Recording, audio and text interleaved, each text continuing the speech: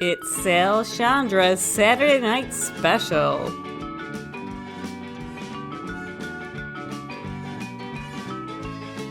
Tonight's guest, Jacob Marsh.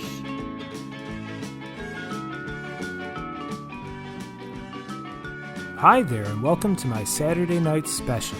Tonight I chat with graphic designer Jacob Marsh. We discuss balancing art with commerce, trends in advertising, and collaboration in the creative process. I hope you enjoy it. If you do, please like and share this video. You can also subscribe to the channel for updates on new content. Finally, to see more of my illustration work, please visit my website, Sciandra.com. Thanks! Okay, Jacob Marsh, welcome to the Saturday Night Special. For people who don't know you, you are a graphic designer and you work with the Evergreen Association and with the Pride Center of Western New York. Do you want to tell people a little bit about yourself? Sure. I don't know how detailed you get into this stuff. Well, no, I mean just basically a little bit about maybe how you came to be a graphic designer, where your interests lie. How you were attracted to the profession. Oh, you don't want to know my age, dating profile situation? whatever you're comfortable putting out there. I don't know how much stuff will come from that, but okay. Well, I went to college for animation, and then where did you go? Villa Maria. Okay, which is right here in Buffalo. Yeah.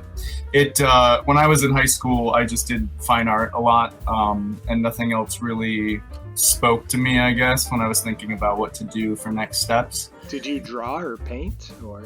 Yeah, I drew, I painted. I did a lot of ink work, a lot of stippling, which is the little pointillist dots. That was my primary interest, I guess, in terms of medium. But when I came to college, I just wasn't sure what to do next, so I figured animation is the next kind of technological step. And I really liked video games and cartoons and animations in general, so I figured it would be a good career path and jumped straight into it with college. And then after, I realized that it wasn't what I wanted to do at all. And what I really wanted to do was graphic design. So once I finished college, I just kind of worked at Starbucks it ended up being about 6 years while I tried to kind of work on a portfolio and get some pieces that would maybe help me get noticed as a designer. So when did you draw at a young age? Were you always artistically inclined? Apparently, my grandmother would always tell the story about me as a little kid painting all these kids blob paintings, just stupid stuff. And then she would always point out this one, it was a horse's head. It looked exactly like a horse's head. She would tell the story all the time. So I knew that I was at least painting and doing art and stuff from a young age. I always liked making my own little worlds and that sort of thing. I was obsessed with ninjas and fantasy. Just in general. So I think it's just been something that I've always done. And it's the only thing that really felt like something I could keep an interest in. Yeah. Because I'm all over the place in terms of what I like doing. So you drew at a young age, and then in my high school it was a technical high school. It's actually pretty close to the Evergreen campus. It's Hutch Tech High School for people who are familiar with Western New York. And since it was a technical high school, you had to choose a technical major, and art wasn't in there. I suppose drafting was in there, but yeah. I took some intro to drafting classes. I did not like them at all. So I also really like science, so I took biochem. Did you have to take a major in high school? No, so I grew up down in Panama, New York, which is an hour and a half south of Buffalo. And it's a country area, very spread out. And the school that I went to was a K through 12 school, and there were all K through 12. Yeah. Wow, so you got kindergartners through high school seniors. Yeah, everybody in one building. So there was like a total of maybe 600, 700 kids all together, and I graduated with like 60. So it was just like your basic, your basic high school situation. No majors, nothing like that. Yeah. So you just kept up with art on your own through high school. That's kind of like what I did, just doodling in the margins and stuff. Yeah, I mean, well, you asked as you wanted to keep doing, so like I chose to do, I guess, art every year, and then like you could choose like photography. So there were like, it wasn't ever situated as like a major or anything like that, but I suppose in the same idea that like I chose what classes I wanted to take in college, it was that sort of situation in high school. Like I could have done like just a study period instead of doing photography or painting or whatever, it happened to be that year. So I suppose I did, push myself to keep doing more art. Right. Did you find that, I mean, you had that creative bent. Do you come from a creative family? Like, do you have musicians or other artists in your... No, there's not a single person in my family, even extended family, that did anything art related. They're all bookkeepers. Yeah. My mom is a speech pathologist. My father was like a general contractor. He worked for himself, which I suppose in a way is its own like art form, because he like built our house and he would do things like that. I agree. But then a completely useless talent. Yeah, who needs that? Right. That's not practical. But otherwise, yeah, no cousins, no aunts or uncles did anything art related. Just me. Oh, that's interesting. I guess I'm a little bit in the same way. Like, I think my dad played saxophone a little bit, but I don't know if it was to get girls when he was a kid.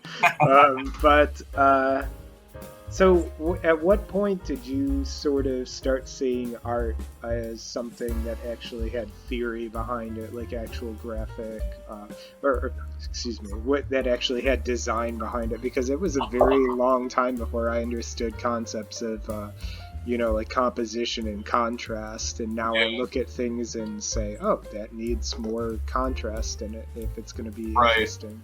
Well, so my high school experience with art never felt like I really learned any of those like theory-based practices. Like I don't remember going over like negative space or the use of like rhythm in your art and repetition.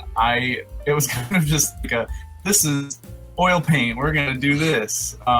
So I felt like that, like the skill in regards to being able to learn how to paint or learn how to stipple was there, but like the actual like how do you put a good piece together in terms of theory never kind of came about in high school.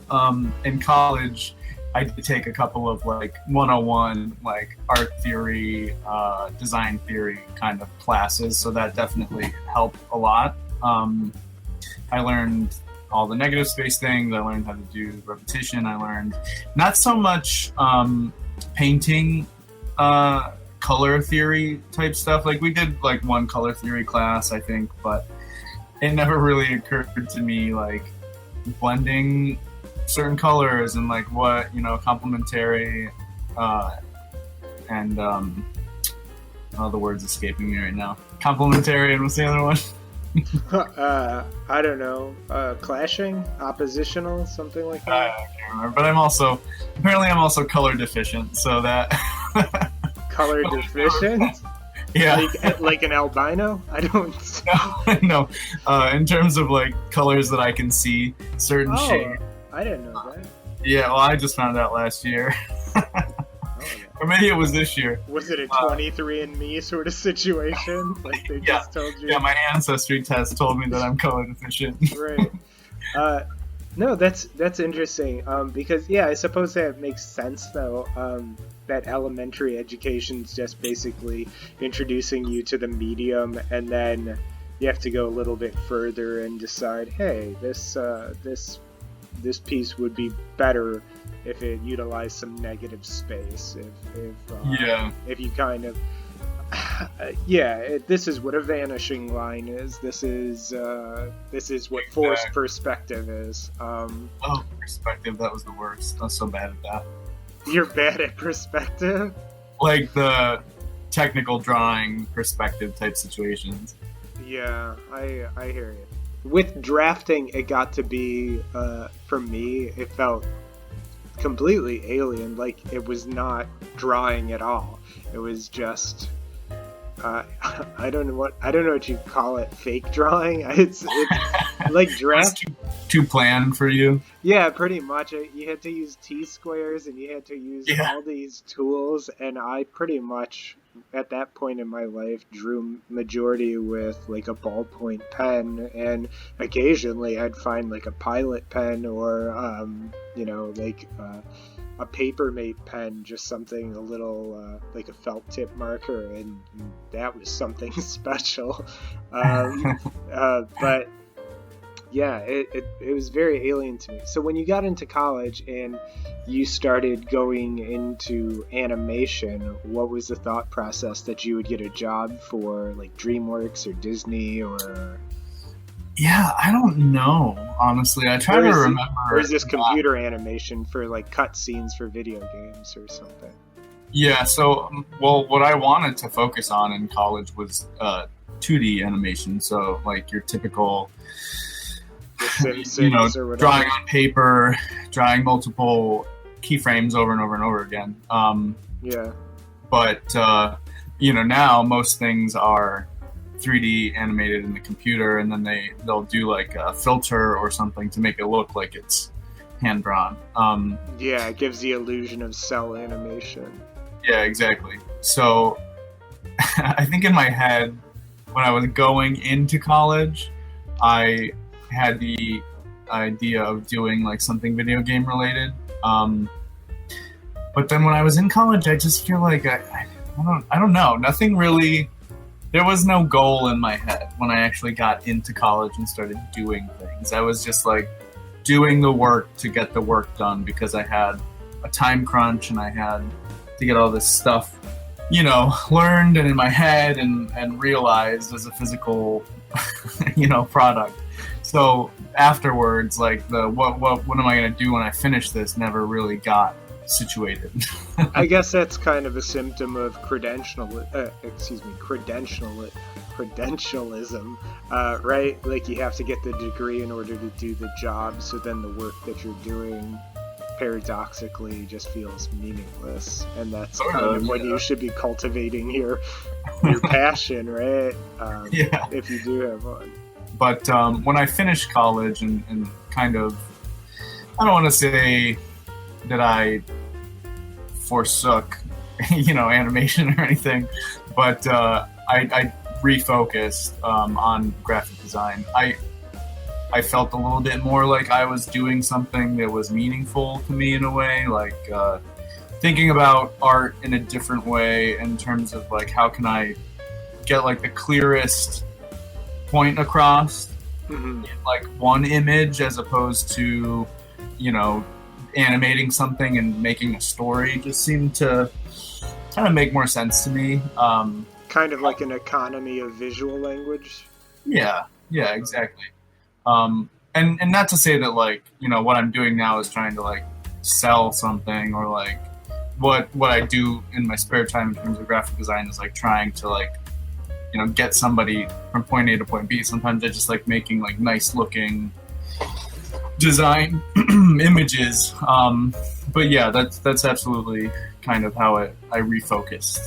Yeah, it's sort of like aestheticism. Just I like to look at this, and So, I mean, I know that you're not trying to sell something, but graphic design is one of those art forms, or even if you don't want to elevate it to art forms, I don't know if you're precious about it or if critical of it, that you are.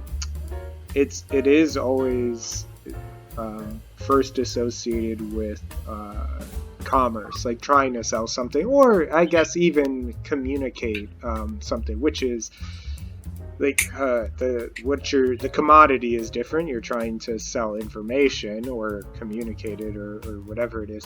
Do you have any qualms about that? I personally, I don't know that I do, just because I am sort of an aesthetic person. Like I like things to look nice. I like advertising as art too. Oh, absolutely. I mean, I will go to, let's say I'm shopping, I will go to the package that I think looks the nicest in terms of what I find aesthetically pleasing before I consider price or if the product is any better than anything else.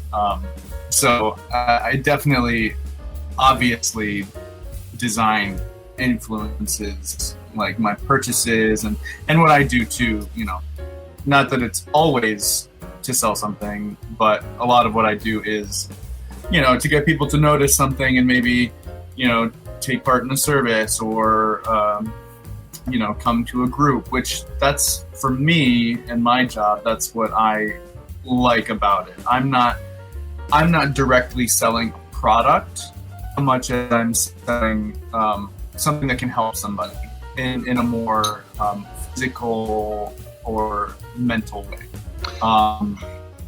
Kind of understanding that somebody has a need and maybe communicating that you guys can, well, depending on what I suppose it is, that you can service that need. Did you ever watch Mad Men, the show? I didn't actually. I'm on the final season right now, and it's kind of fascinating, some of the ethos behind what it is. It's all ad agency stuff, right? Mm-hmm. Yeah, Madison Avenue in the 1960s. What do you think is the crux of good design? Like, to you, let's start broadly. Let's start personally. What do you think is the crux of good design?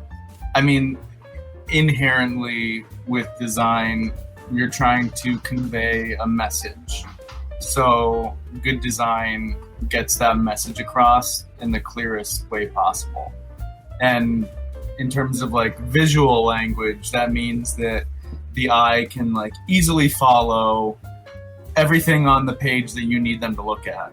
It's not like jumping all over the place and like there's over here and over there, and like, you know, like when you think about, for instance, like a club flyer that you might see like thrown on the ground somewhere, or like on a you know, I mean, people should know that we used to work together, and we worked off of Chippewa Street, and yeah, there'd be any number of like handbills, like glossy handbills with just the worst graphic design on them for some club party or whatever it is. Just so like when you think of those kinds of things, you've got like all these colors on it. You got like swirls of stuff. You got multiple people's faces, and then you've got like the club's logo. You've got whatever other logos they need on it. And then, well, all you really need to know is what club it's at, when's the date, what the show is about, and if there are any stipulations towards it. But all that stuff is buried under all these like colors and just all this other shit. Where like you could do something that's so clean, equally as eye-catching, less busy, that like you can actually read maybe from like a distance. It's visual pollution at a certain point. It's like, what am I looking at? What are you trying to tell me? Because if I have to read all this crap and I've got to look at all this stuff, like it's exhausting. Like, it's very exhausting. I kind of equate it to like, say you're in a park and you're sitting like just enjoying nature, and then somebody walks by with like a boombox that's just playing music out loud. Like that is that design. Yeah. I hear you. Yeah. You kind of trend more towards like a minimalist approach, or not necessarily. Yeah, kind of. I try to keep things very clean and concise and easy to read and follow. So I try to stick to like a couple of colors. I don't like to just throw in like a detail just to have something take up space. I would rather have negative space that just lets things rest. I guess in a way, like you could think of it as like a rock garden, like a Japanese rock garden, and like in the sand, where you've just got like, there's a rock here, there's a rock there, there's a rock there, and it's just very sparse. You know, just real quickly, I've tried those rock gardens. I've never been able to grow a single fucking rock. Oh god. Anyway, sorry, go on. I ruined it. But just that sense of like very clean, very visually restful, I guess, is the way that I try to keep my design. I don't like to, and kind of my design, I would say, is almost kind of flat. Okay. Like I don't like to do, what's a good example? Like the Pepsi logo. If you think about that, it's got like, maybe that's the best example. I also can't even remember what it looks like now. I don't drink soda, so. Well, Pepsi was the one I wanted more. Pepsi logo was kind of originally, if memory serves, sort of like a semi yin yang. Does that sound right? And then yeah, so I guess now it's flat. Yeah, they did like a modification to it a few years. I say a few years ago. It was probably like 10 years ago now, and I think they changed their color palette. And I don't like it as much, but then again, what do I know? I'm sure that they market tested that to death. Yeah, I mean, like the evolution of a logo is always kind of interesting to see. Yeah. Where it comes from and how it's evolved. Actually, in terms of like design and graphic design, I enjoy more of the creative process than actually like the creation of the pieces. So I like the boarding where you're kind of like pulling different ideas together. I like kind of choosing the color palette, thinking of different like ways to get to the final logo, but not necessarily making all of the items. For me, the perfect job would be like creative director. Okay. Where I can work on actual physical items if I need to, but just like putting all of the background stuff that people don't see to get to point B would be like the more fun part for me. Yeah, it's not about getting it into the end zone. It's like it's all the stuff that leads up to it. The ideation, yeah. Yeah, the creative process, and maybe does it seem fresh to you? Because sometimes I take enormous satisfaction in looking at a completed drawing, and I probably grunt my way through having to go like do a thumbnail sketch and then have to ink the thing and then clean it up and then color it in the computer and then apply a filter so that it kind of looks like a comic page, and so at the end of it it's like, whew, it's finished. But yeah, maybe that's why it takes me so long to finish things, because the process isn't as enjoyable to me as it is to you. So for me, the process itself, like doing all of that you just mentioned, like all that in between stuff, I also like really don't love it. I love the beginning part where I'm thinking about all that, like what could it look like? What is the like general shape I'm going to go for? What colors do I want to use? What is inspiring this? Like, when I work with clients, I do mood boards prior to starting the project. So can you explain real quickly what a mood board is? Yeah, so I will have them just send me literally anything that they see or like that would reflect what they want in a logo or in their branding. So a picture of a tree, another logo, a font that they saw, maybe a childhood item that they've always cherished, things like that. And then I will take all of those images and put them into one like well-designed, nicely laid out board or page, and then that will drive the whole direction of the rest of the project rather, which would be the product in the end. And so from there, like, I can look at, you know, what I've compiled and like find fonts or make a font that looks like it would feel at home with that board. Colors that reflect what they, you know, maybe didn't choose specific colors, but just like all of the items that they selected, all the pictures that they selected have like a general color story, whether they noticed it or not.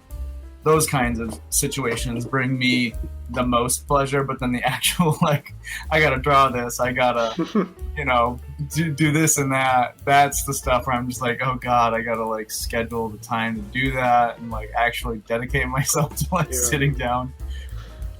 No, that's kind of interesting that you should say that, because in your mind you can get it right, and like you don't have to do any of the heavy lifting really until you put the pencil to paper, and it's like, oh man, this is a taller order than I thought it would be. Exactly. It's like, oh, I can't draw that as nicely as I thought I could. So let's just do a little experiment. And if I came to you and let's say I had a brand of coffee or something, and I said, hey, I have a brand of coffee and I want it sold in grocery stores. This is just meant for people to buy in a grocery store and make in their kitchen.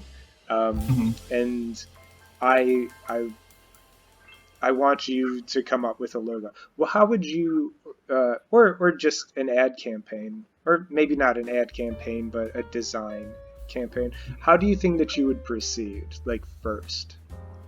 I think first, the most important thing to do right off the bat would be to, like, if it's definitely going to be funded, if it's definitely like your contract is sold, all that, like you're good to go. Then the first thing I would do is like figure out what grocery stores they want to sell their product in, if it's like a local thing or whatever, and then just look at all the other coffee products that are in competition with what they want to be doing, because you want to stand out from the other competitors. And so like, what if that, if this is a rebrand, then like that would influence the way that their boxes or bags are shaped. The colors that they choose, you would want them to be different enough from the ones that are already going to be on the shelves. Well, that's kind of what I was driving at, is like there's got to be a consideration for you as far as being the artist goes, because you want somebody to do something, right? And it's like, okay, well, red is Maxwell House, or no, I'm sorry, red is Folgers, and then blue is Maxwell House, and then like orange is the Dunkin' Donuts stuff, and but there's a lot of brown and earth tones and stuff that goes in there, and basically what I'm getting at is you're not going to pick lime green. So it's like you want to stand out, but you also need to kind of code yourself that, oh, this is a coffee. This isn't, it's not fish food or something like that. And it's tough too, because a lot of the times, like my style, what I would do right off the bat isn't necessarily what the client has in their head. So you're balancing not only like the need in terms of like the market or, what particular niche kind of the situation the product is going to be like put towards, or the company's going to be put towards, but then like the client's taste level, I guess, and your own style and design and taste level. So there's just so many different like balancing acts that are at play when you're doing those things. And that's more for like freelance work. Obviously, my full-time job, the companies that I work for, we all have very set brand standards in place, so that like those kinds of situations where you're worrying about colors and standing out in a busy marketplace aren't necessarily something that needs to be thought about on the day-to-day. Like, we have color palettes in place, we have logo lockups in place. So what I do every day is a lot more simple than what we've been talking about. Right. But okay, so let's focus on the freelance real quickly, as opposed to just being an in-house art director or employee. Do you find that it's easier to work with clients that have a little bit of artistic knowledge, or at least real vocabulary? I mean, you and I work together on a couple of things. I've had you design some posters for events that I've thrown, and you did a great job with my wedding invitations and all that stuff. And I want to say that I had some part to play, like that I had, but I mean, do you feel like that's kind of like, hey, don't tread on my territory? Or do you welcome that sort of like, hey, if you're this smart, just do it yourself? Like, yeah, don't step on me or my son ever again. Yeah. No, so in a lot of the cases that I've done, like freelance work, I don't think most of my clients have been particularly artistic or in a job that would require them to be artistic. I think you're the only person like directly does art that I've worked with. Excuse me. But for the most part, I feel like it's kind of the same. When somebody comes to me, they're realizing that like I know what I'm talking about. So for the most part, they let me kind of take control and they'll listen to my advice. But I also try to be very understanding of people and what they see themselves. So I try to always take their opinions into consideration, even if I do think that something might be better. Sometimes you just have to give in and do what the client wants, regardless of whether you think that it's not the best decision. Is that tough for you? I mean, to compartmentalize it, or is the fact that you're getting paid make it a little bit easier? It's tough in a sense that, like, it's not how I really want something to look, or like a lot of the times with design, you make a couple of different ones, and you make the one that you think is the best look the best. Like the other two, you kind of like, cut off. I don't want to say you make them you look shitty or leave them half done, but like you try to drive the client towards the one that you think is the best one. But I've definitely had to make some concessions and not be as happy with the final product as I would if I got to fully do it the way that I wanted to do it. But I mean, that's life. Just, Yeah, no, that's I get it. It's kind of like I've done a little bit of, I've drawn posters, and I've for parties and stuff, just illustration, and I've asked the people who've thrown it, hey, can you just give me the information, because I have ideas for the actual like the font I want to use with this or whatever. Yeah. And sometimes you hand it over and you're just like, I don't like what you chose, like the color choice and everything else. It just gets to be like, you get a little precious about it, but it's just it's still art in a part, but it escapes. It's not like you sign off on it. And well, kind of like what I had said earlier in regards to like working with clients and what they see as opposed to what you do. You don't go to somebody, like let's say a tattoo artist that does like super realistic stuff, and that's like all that they present. You don't go to them and ask them to do something completely different from what they do. Right. You try to find somebody that has like something similar to what you have in your head. It's the same with designers. Like, if somebody's presenting, like, for you do a lot of hand-drawn illustration stuff, and it's a little bit more on the stylized side as opposed to the realistic side. Yeah, they're so, cartoons, right? Yeah. Yeah, so like somebody who wants photorealistic drawing should know better than to come to you for that work. But sometimes people don't do that, and then you, as the the person that they hired, has to figure out, like, how the hell do I find a middle ground here with what they want, and they're like adamant that you're the person that they want to do it.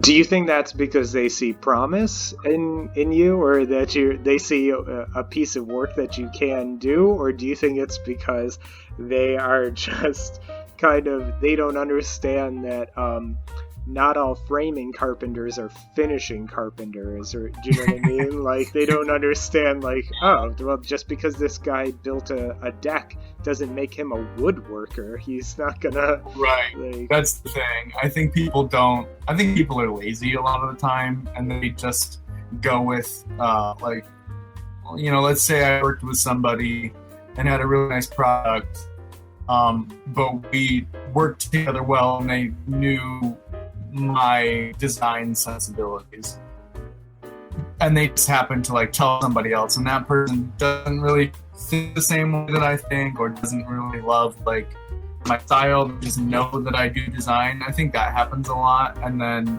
they don't want to like actually try to find somebody that's like more along the lines of their work, or really look at the artist's like portfolio, for instance, and like, does this reflect what I feel I want in a product?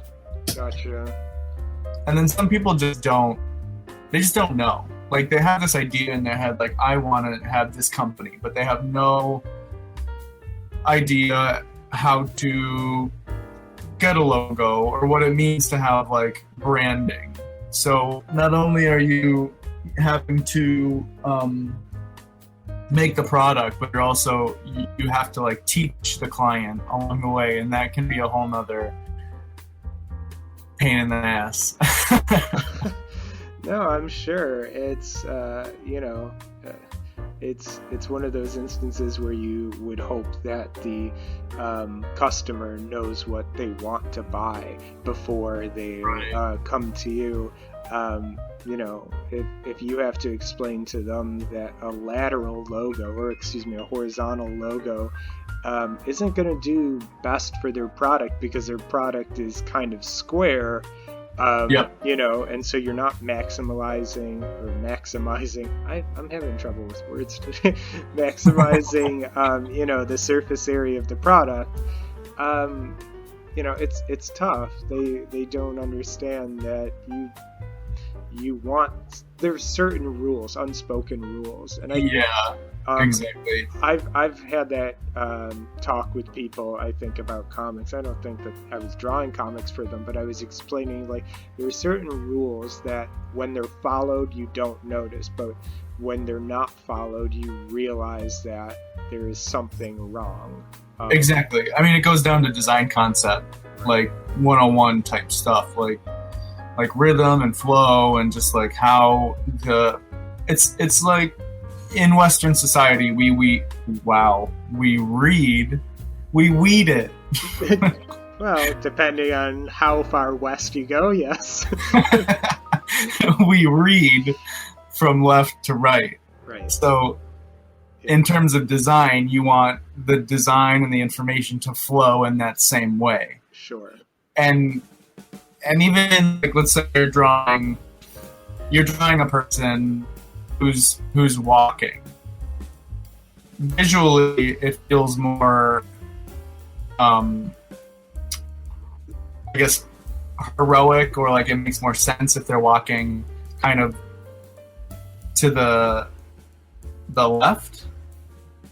If they're walking to the left, really? Like they're facing the left. It seems like, let me make sure I'm right with that. No, I never even consideed. You could be right, but I don't think that that's part of the theory that I'm really familiar with. But you're saying that I was talking more about like violations of directional principles. So like for instance, if I'm doing a comic story and a character is in one side of the panel and you flip over, then the inverse should be like, and somebody else, I've seen comics where the characters are all over and the word bubbles are all over, and it's like you had described earlier, it's noise. You realize that this doesn't make sense, and so right, and so for instance, like it violates directional principles. I was having this another conversation about a TV show. I think it was Westworld, and they reveal a character is somebody else later on, and I was like, that doesn't work, because the first time we're introduced to these people isn't through a flashback of somebody else, it's in their own scene. So by virtue of these people not being in a flashback, you reveal them later on to be it, and there were different timelines going on. It's like, that's a violation of it, because there's nothing cathartic about the viewer finding out this information. If anything, it just makes you irate, or it made me irate. I'm like, this isn't like a mystery that you could have solved. This is just a tacky revelation from a grifter. It's tougher when it comes to like series and things like that, where you make a decision and then later on you're like, oh shit, we should have done a different thing, but now it's too late, so like, what the hell do we do? Yeah, for all we know, it could have been a bad editor just edited that part of it out. But I just want to ask you real quick, what are your feelings on design in general? What do you think makes good design? Or feel free to go the opposite way. What do you feel like makes bad design? It's tough. I feel like, because you can have busy things that make sense. Like, you can have an all-over pattern on something, but the way that you lay it out or the opacity of it makes it like just like transparent enough that it's not overpowering. Sure. So like earlier when I said, like, you know, there's just everywhere. Like, sometimes there can be everywhere and it can still make sense, but for me, what makes good design is something that's clean and clear and to the point. I think because I do branding a lot, and because I'm making like advertisements and like pamphlets and booklets that have information that needs to be conveyed to like the reader or the patient or the client, those are the things that I have to pay attention to the most. Where, like, if I'm just trying to make a well-designed graphic image, I might not feel like that's as necessary. Like, if I'm doing just like a pretty picture, like, that's not as important as, like, you know, the color ratio for that particular image, or like the line quality, things like that. So really, it just depends on what I'm working on, I suppose. Do you feel like I'll just speak for myself. I think that sometimes I'm kind of dismayed at graphic design. I feel like a lot of it is, this isn't to implicate you, but I feel like a lot of it is just too minimalist for my own taste. You know what I mean? Like, it seems like there's no risk. I feel like there's a lot of Adobe Illustrator graphics, that sort of thing. It reads as flat to me, and I don't really respond to it. And I don't know if that's, maybe there's just too much of it going on. It's kind of like, you know how modern architecture isn't as interesting now? Everything looks like a Walgreens. Yeah, like, you probably hate brutalist architecture, huh? I did like brutalist architecture. I went to Buff State College, and I was supposed to be talked out of liking it, but I don't know if it's because when it's coupled with good landscaping, that it does something something it's not, something different. Well, it's funny that you should say that, because I feel like when I've worked on stuff for you, I've needed to like pull you back from doing more.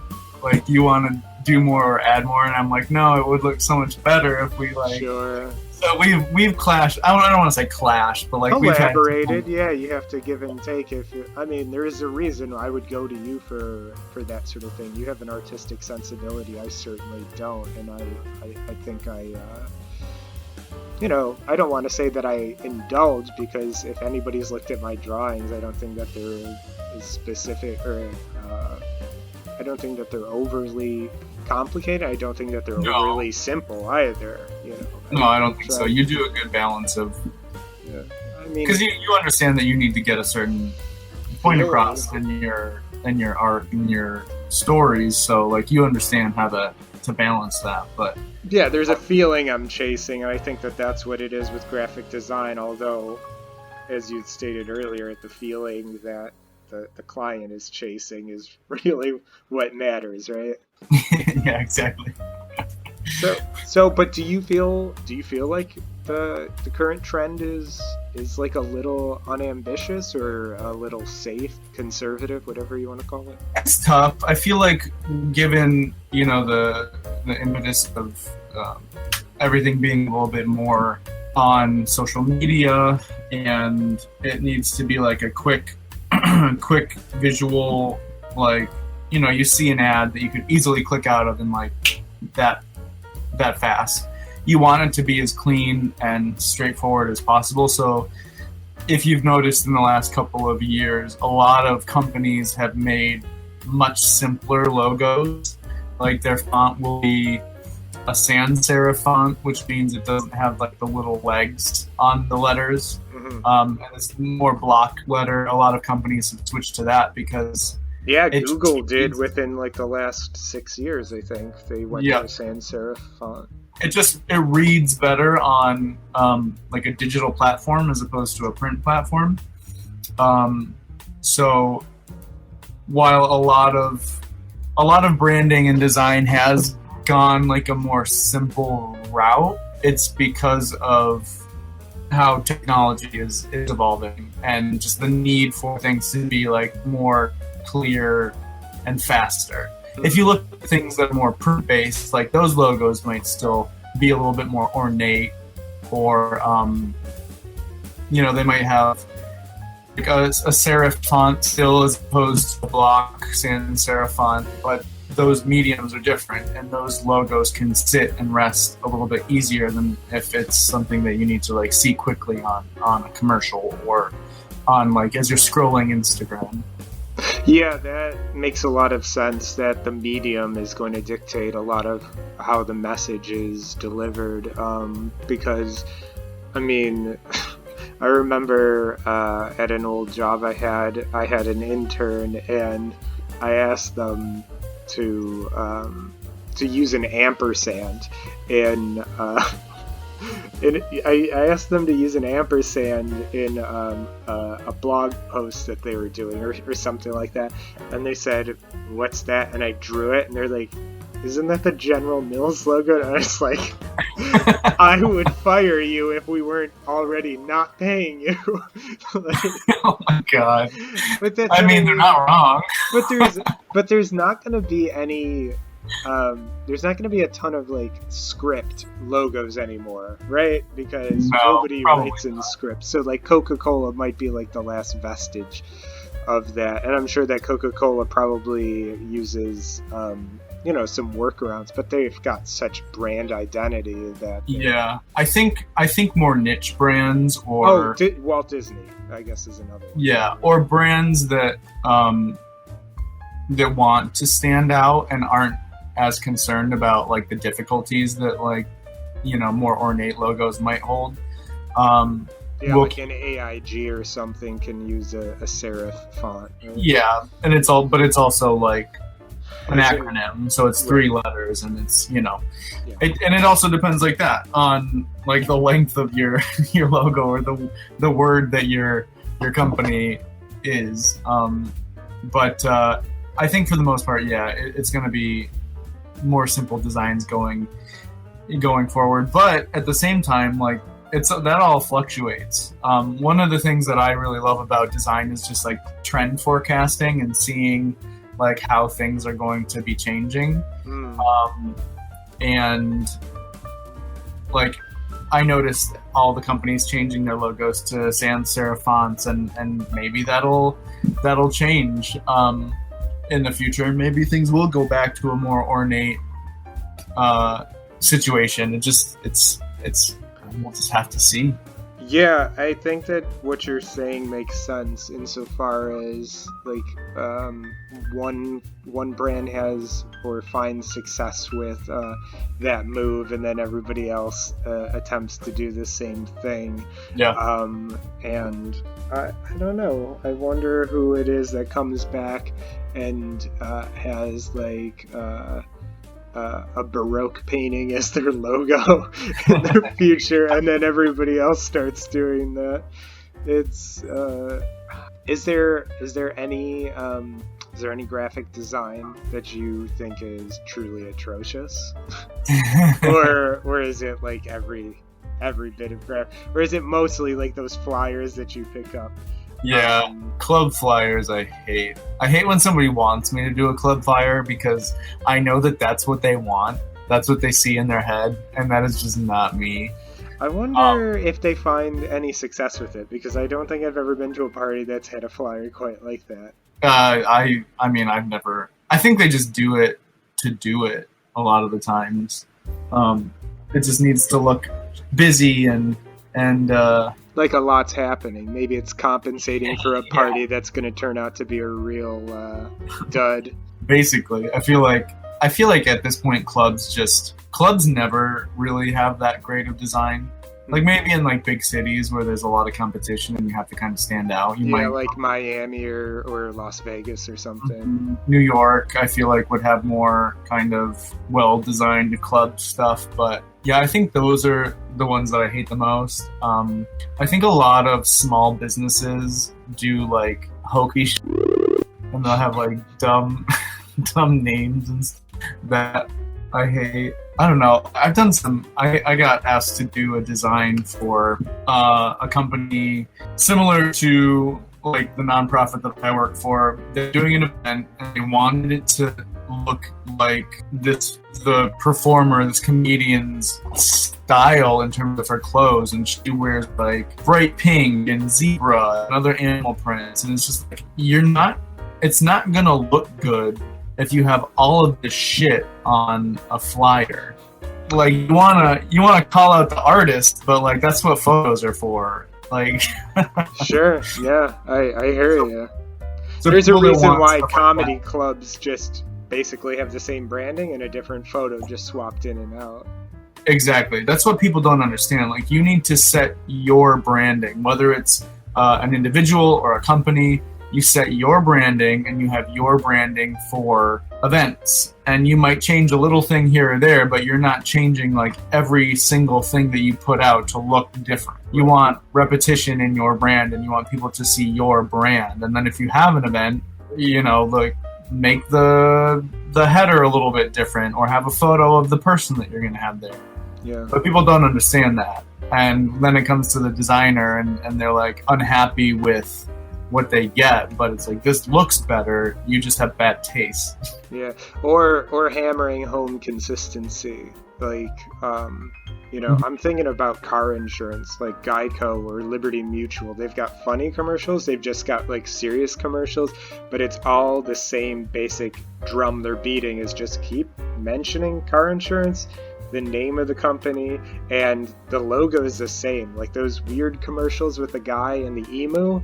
It's like Liberty Mutual, Limu, Emu, and Geico. It's like these commercials are weird. And Geico's got quote unquote serious commercials, just commercials without cavemen and geckos, and it's just like the logo is the same. It's like they tackle it the same way as like Coca-Cola or whatever. Yeah, it's all the same. The formula is the same. The rhythm is the same. It's just a different motif in that regard. Well, no, that's a good perspective. So I just want to bring this thing in for a landing. Where can people find you online? Oh God. I have a portfolio online, but since I've been working, I haven't updated it in like 4 years. Do you have any social media that you might want people to follow, or? Yeah, I mean, like I have my personal Instagram, which is a great way to connect to me. Okay.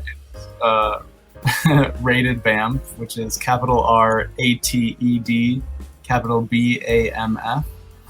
And that's basically where you can find me. And if you want to see my portfolio, you can ask.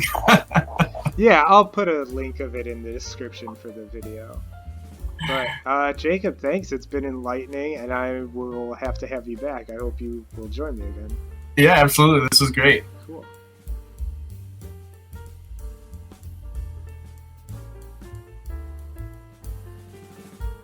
And that was my conversation with Jacob Marsh. You can find him online on Instagram at ratedbamf. You can find me online at Sciandra.com. I hope you enjoyed this video, and if you did, please like it and subscribe to the channel for updates on new content. Please join me again next week for a brand new Saturday night special. Until then, take care of yourself.